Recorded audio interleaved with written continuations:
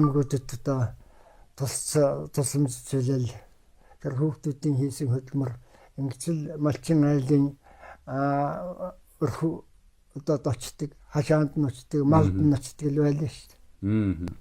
Үнэхээр таны маань одоо 46 жил улс их орондоо хөдөлмөрлж зүтгэжсэн энэ хөдөлмөр зүтгэлийг одоо улс их орон маань сайхан үнэлээд ийм сайхан одон медалаа өгсөн нь үнэхээр нүдэ олжээ гэж миний хувьд бол үнэхээр чин сэтгэлээсээ бодож байна.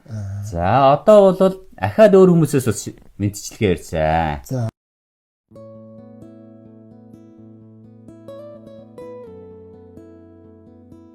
Маш их баяртай байгаа. Шавнар нь өнөөдөр шагналыг авчирж өглөө. Хөдөлмөрийн гаяаны улаан тугийн одон гэдэг энэ төрийн эрхэм ийм сайхан шагнал авсанд нь бид нар бас их туйлын их баяртай байна. Үнэхээр үгээр хэлхийн аргагүй баяртай байна. Миний аав чинь 46 жил ардын багш ирсэн.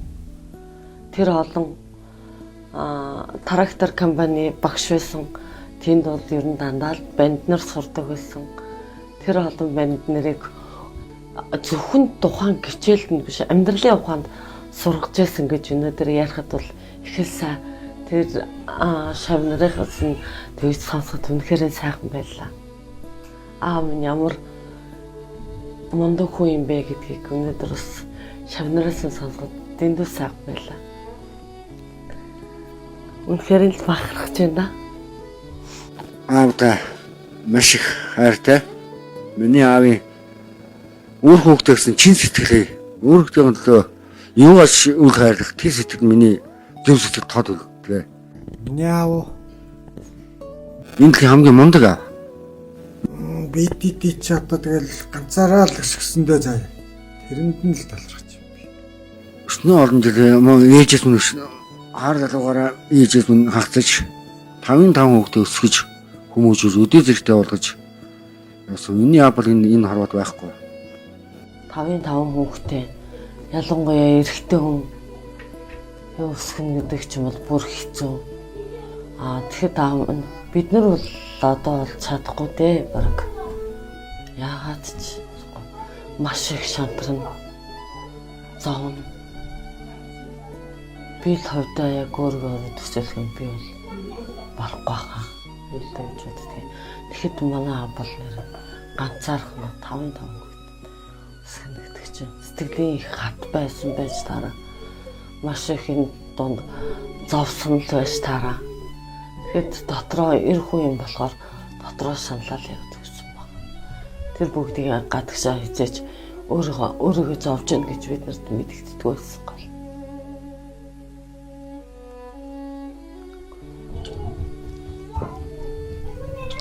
Би та нараас олж зовж гэнэ гэж хизээч хэлдэг байсан. Гол нь л тэр. Тэгээд аавдаа хайртай гэж хизээч шинж чахаагүй.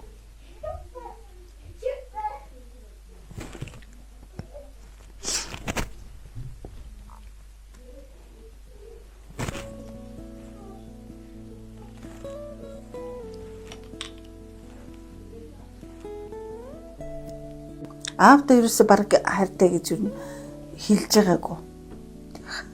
Тэгэл ерөнхийдөө байнга л ерөөсө тэгэл ил ерөөсө хэлж өгөө. Манай аав ч өөрөө дотгошоо их битүү хүн. Тэгээ тэр зан чанар нь бас бидэрт их өвлөгдсөн юм шиг байгаа. Ялангуяа одоо аана битүү өөрөө их дотгошоо хүн шүү дээ. Тэгээд за та хоорхон дөө.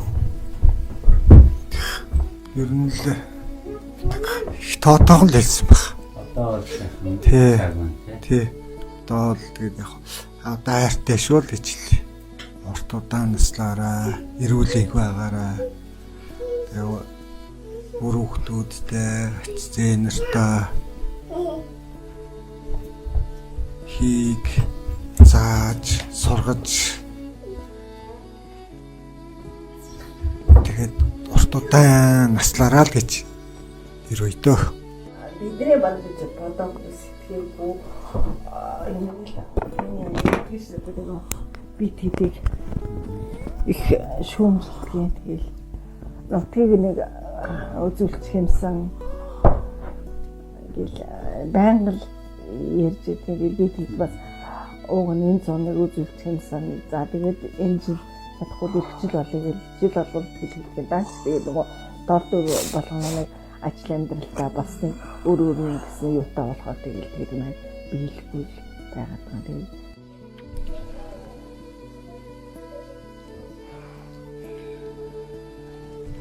ялангуяа би бол аахын бол нэрээ дэндүү хайрыг авсан хүлээж авч ирсэн бол хизээч хайртай гэж хэлж байгаагүй байна.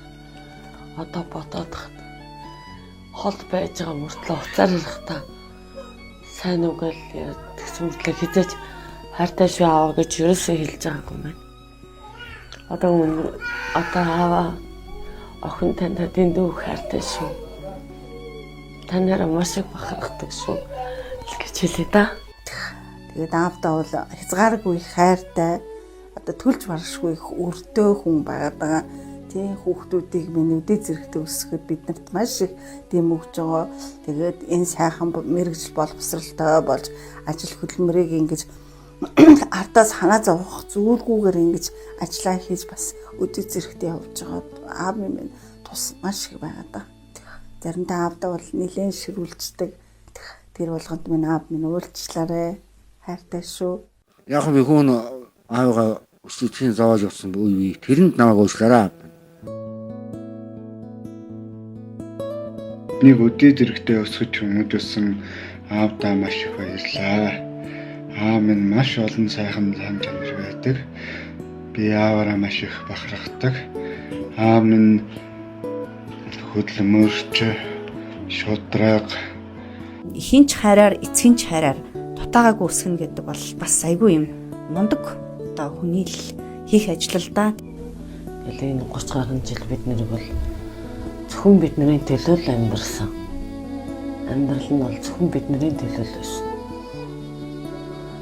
Өөрийнхөө өрөөсөө өөрөө бодчихсон гэж хэлэхэд бол нэрээ. Аав минь бол зөвхөн бид тэдэг л бодчихсон. 5 хүүхдээ боддог. Яг одоо яг л ийм үед нь л би зүтгээд жахаан л ингээд бэрхшээлийг давчих юм бол илүү сайхан цаг ирнэ гэдгийг одоо эр хүнийхээ хувьд, эцэг хүнийхээ хувьд бас магадгүй багш хүнийхээ хувьд илүү алсыг харсан болоо. Тэр ч одоо тэр зүтгэл нь бас энэ одоо 5 хүүхэд нь өдий зэрэгтэй ийм сайхан явахт нь нөлөөлсөн болоо. Энэ одоо тэр хүнд хэцүү үед өчнөө олон одоо гэр бүлүүд амьдрал нь уруудаж тэгээд бүр хань ижилгүй юм бахта өчнөө олон эрэгтэй хүмүүс одоо ноён нуруу нь хугарч архинд орж тэр хүмүүст буруу их арга байгаагүй нийгмийн хувьд нь. Гэвтэл энэ бүхнийг одоо өөрийн одоо ийм холч ухаан тэр өөрийнхөө өөрт байгаа тэр бүхий л чадвараараа даван туулна гэдэг бол үнэхээр бас мундаг. Хөргөн болохоос өмнө жолоонд суугаад дөрмийн багш хийж л амнаа авч. Тэгэхэд бол мундаг дөрмийг заадаг. Хүний хаад тулгаад ортлон заадаг.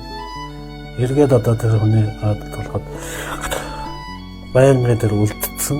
Ерөнхийдөө зааж ясан хичээл номынхны бол ерөнхийдөө үлддэг байхгүй. Сэтгэлээсээ хүнд хүрэгчий гэсэн сэтгэлээсээ зааж байгаа хичээл ном нь бол үнэхээр хүний сэтгэл зүйн шингэдэг л байна. Мундаг л да наач. Арай л дэндүүсээ аваад. Өнөөдөр чи их нээлт хийсэн шүү дээ тий. Одоо тэр шанаг хаяа ядаж ирчүүдтэй, эрэгтэй хүүхдүүдтэй бас хаяа нэг гаргачихсан бол гэж бас бодогдлоо шүү дээ. Дэндүүсээ арай л дэндүүсээ тэгж л хэлмээр. Одоо бид нар бас чинь манай 3 хүүхдийг бол битэрээс дасгамуур шүү дээ. Гар хүрэхгүй жаахан эвгүй агнаал явал зүгээр хажуугаар олж ирэл тэврээл алга болоод байгаа шүү дээ. Аавас минь үлсэн юу л одоо миний баг бандд бас явж л байгаа. Манай баг банд бол айгүй өрөвчөн эмхтэй хүүхдэд тэрээс гар хөрнө гэж байхгүй.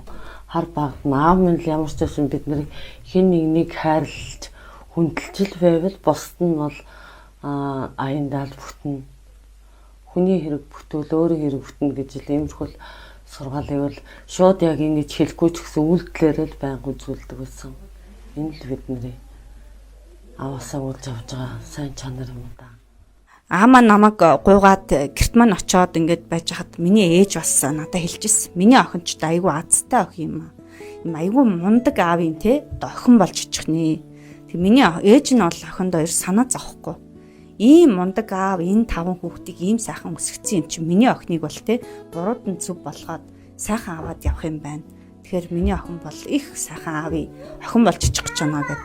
Тэгээ тухайн үед би бас те ингээд хичнээн одоо мэдээж сургуулаа төгссөн ажил хийдэг, эмч хийдэг байсан ч гэсэн тэр үеийг одоо үн цэнийг яг одоогийн шиг бас ухаарч ирсэнгөө. Тэгээ би ээжигийн өнгөрсний дараа одоо аавынхаа бидний амьдралд тий зүгээр ингээд нэг алсаар нь ингээд нэг зөв ингэж зөврүүлж явж байгаа энэ юмд нь хараад сууж хахад ээж маань бас тий их мундаг нэг эмэгтэй хүнийхээ хуваар их мундаг харж аавын маань бас их мундаг үнэлж тэгээд миний охин эрх зангаалж ахын татаараа гэд хэлжсэн байхгүй. Тэгээд яг нь миний ээж тэр үед аавд маань хэлжсэн. Миний охин ч хоол хийж чадахгүй шүү тий.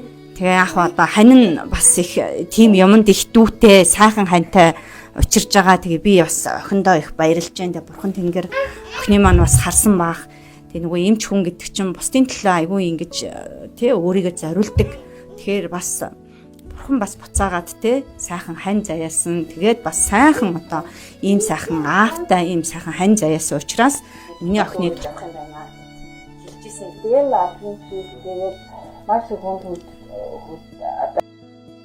маш их хүнд одоо амьдралыг туулсан мөртлөө гадагшаа тэгэл нөгөө бид нар ямар зовлон жаргалаа ярих юм биш. Тэгэл ямар сэтгэлийн тэнхээд тэр их стресс тэр бүхэн юуг яаж одоо тайлж өөрийгөө яаж ингэж тийм тайван байлгаж ирсэн юм бол даа гэж гайхдаг чи би ч одоо заримдаа ажилдаа төвлөрдөл тэгэл гэртээ ирэл стресстэй бүхэнд баг хүүхдүүдтэй тэгэл ерөөсө хамаг хөндлөг гаргацсныхаа дараа тэгэл юу хэлгэж бодогддог шүү дээ. Тэгэхэд чинь бол тэр ажил дээр бол бас л их стресстэй бас л их ажилтай байсан. Тэгэл тэр өдөр болгон тэр холбоосоос ингээл ажиллачаал их ятраал ирэхэд чинь тэгээд ирээл шууд гэр орныхаа ажлыг хийгээл хоолундаа хийгээл тэгэхэд чинь бид нар дуурлаа тэгэл энэ болтгол байсан. Тэгэхээр агуу их сэтгэлийг тэгээд их төвчээртэй. Тэр бол ерөөсөө тэгэл бид нар бол хинэн ч өглөж чадахгүй. Дэндээ сайн аавын хүүхдүүд болохоор сэтгэлийн тэнхээ мутал юм шиг байх шүү дээ. Дэндээ ч тэгж л өөрсгөл үүдэн шүү. Дэндээ сайн аавын хүүхдүүд шүү. Манай аавын бусдыг хайрлаж хүндэлдэг зан чанарыг л би өгүүлж авах юмсан. Тэгээд бас айгүй өрөвчөн. Тэр зан надад бас байдаг юм шиг. Ер нь нэг 50 тэгэл хүлээцтэй зан чанарын л хүүхдүүдтэй өвлүүлж чийл гэж боддог юм шүү дээ. Тэгээд өвлүүлж чадах юм болов. Аавынхаа нэрээ мэдгүй ачаан хариулна гэж бол барахгүй хоо бид нар бол.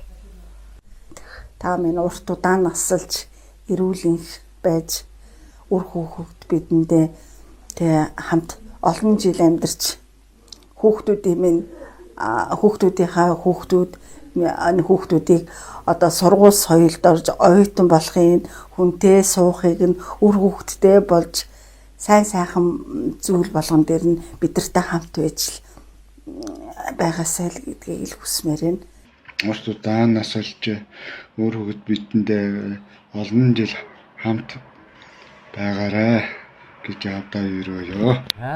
Хүүхдүүд нь тэгээд тал газраас чин сэтгэлийнхээ хайр өгөөдийг аавда хаяглаад явуулсан байна. Тэгээд энэ үгсийг сонсоход ямар санагдаж байна? Тэгээд сэтгэлдээсээ аваалцаач. За миний том хүүхдүүд ингэж аавда өөрийнхөө сэтгэлийг хэлж байгааг сонсоход их сайхан байна.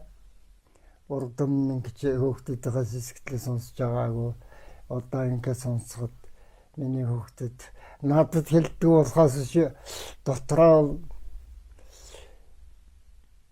одоо аавыгаа маш хайрладаг юм байна. хүндэлдэг юм байна. Надад байгаа одоо жаахан сайн чанаруудын минь одоо тооччихлээ л да. Зах зээлийн үед бол их амаргүй үе байсан. Тий. Тэгээд та нэг хүүхдүүдэд дурсчихлаа 2 том жоохон өөрсдөө сургуультай яваад 3 багаагаа нэгийг нүрээд, нэгийг тэрврээд, нэгийг нөхдөлтөд хөтлөөд тэгээд цэцэрлэг сургуульд нүргээд ажил руугаа яваад дамжуулаад тэгээд ажил дээр бас төмний олон хүүхдүүдэд гिचээл заа. Бас эцэг эгчиг нь бас сургаж хүмүүжүүлдэг тухай бас шавнарч бас ярьж ирсэн. Тэгээ ирээд үр хүүхдүүдтэй хоол ундын хийнгээд энэ их ажлыг одоо та яаж хамжуулдаг байваа? Яаж энэ тэнхээ гардаг байваа?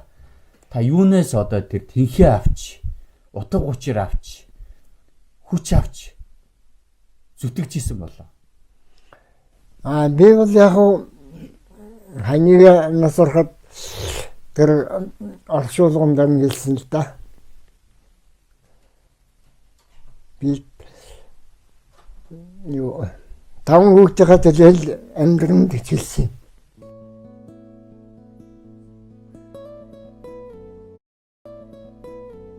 Тэр хэлсэн үгэндээ өрхөнд бол би хичээсэн л да. Наад амьдралд бол хэцүү байсан л да. Нэгдүгээр ажил хол. Хоёрдугаар олдоо ер нь жоохон хөвгдөд үлдчихсэн.